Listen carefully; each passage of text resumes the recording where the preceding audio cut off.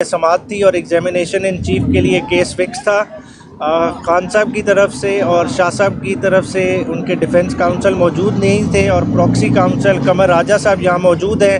उन्होंने सबसे पहले तो अदालत को दरख्वास्त दी कि दोनों काउंसिल मौजूद हैं, उनकी अदम मौजूदगी में कोई शहादत रिकॉर्ड ना की जाए, मगर इस इस्तदा के बावजूद कि एप्लीकेशन भी इन राइटिंग कोर्ट को दे दी गई, फिर भी आज गवाहों को कलम बंद किया गया है, जो कि एतराज़ बाद में उठाया जाएगा कि दोबारा से एक इलीगैलिटी कमिट की गई है और जिसके तनाजुर में लगता है कि दोबारा से शायद रीट्रायल का ऑर्डर हो। जहाँ तक बाकी मामलात का सवाल है, एक शाह साहब ने पैगाम दिया। शाह साहब हमारी पार्टी के वाइस चेयरमैन हैं। उन्होंने सबसे पहले तो कहा कि मैं जावेद हाशमी साहब का जो बयान आया, जो कि जावेद हाशमी साहब साबका नून लीग के वाइस सदर भी रहे हैं पाकिस्तान के, और उन्होंने स्टेटमेंट दी कि खान साहब की रिहाई के लिए वो तहरीक चलाएंगे, तो ये एक बहुत खुशाइन बात है और उन्होंने अपनी तरफ से और पार्टी की तरफ से इस बात का भरपूर वेलकम किया है। सेकेंडली, खान साहब ने ऐलान किया है कि जितने भी हमारे टिकट के मराइल हैं वो तय हो चुके हैं। अब तमाम कैंडिडेट्स इतवार को हर सूरत बाहर निकल आएंगे। अगर कोई कैंडिडेट तहरीक इंसाफ का अपने हलके में इतवार को नहीं निकलता, कैंपेन में पार्टिसिपेट नहीं करता, उसका टिकट बदल दिया जाएगा।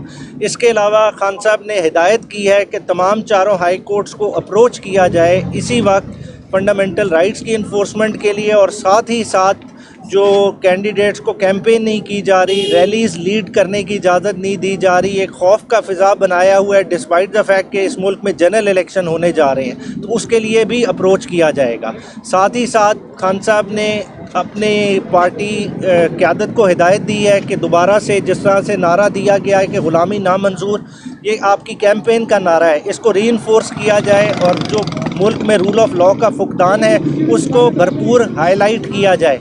क्योंकि देखें, बग़ैर रूल ऑफ़ लॉ के खान साहब समझते हैं कि इस मुल्क में इसी तरह से डिवीज़न रहेगी कि जो ताकतवर तबके हैं उनके लिए इस मुल्क में कभी कानून नहीं रहेगा, इसी तरह से NRO दिए जाएंगे, लोगों को जुर्म करते रहेंगे और वो छुटते रहेंगे, और जो गरीब तबका है वो इसी तरह से पिसता रहेगा। अगर पाकिस्तान को हकीकी मानों में आज़ाद करना है तो इस मुल्क में सबसे पहले रूल ऑफ़ लॉ कायम करना पड़ेगा, और तहरीक इंसाफ ही वाहिद जमात है जो कि रूल ऑफ़ लॉ कायम कर सकती है। वो क्यों कायम कर सकती है?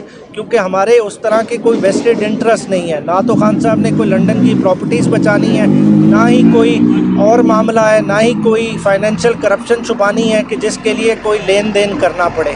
तो इसलिए इस सिस्टम को मजबूत बनाने के लिए हमें इसके लिए खड़ा होना पड़ेगा। साथ ही साथ खान साहब ने इस बात का अंदेशा ज़ाहिर किया है कि शायद 8 फरवरी के इलेक्शन से राह फरार इख्तियार करने की कोशिश की जा रही है।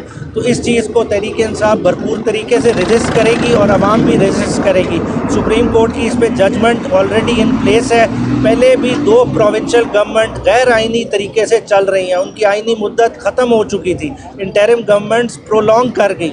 अब 8 फरवरी का इलेक्शन हर सूरत 8 फरवरी को ही होना चाहिए और कवायद व ज़वाबित के मुताबिक होना चाहिए, और तहरीक इंसाफ इसमें भरपूर पार्टिसिपेट करेगी। शुक्रिया। Thank you.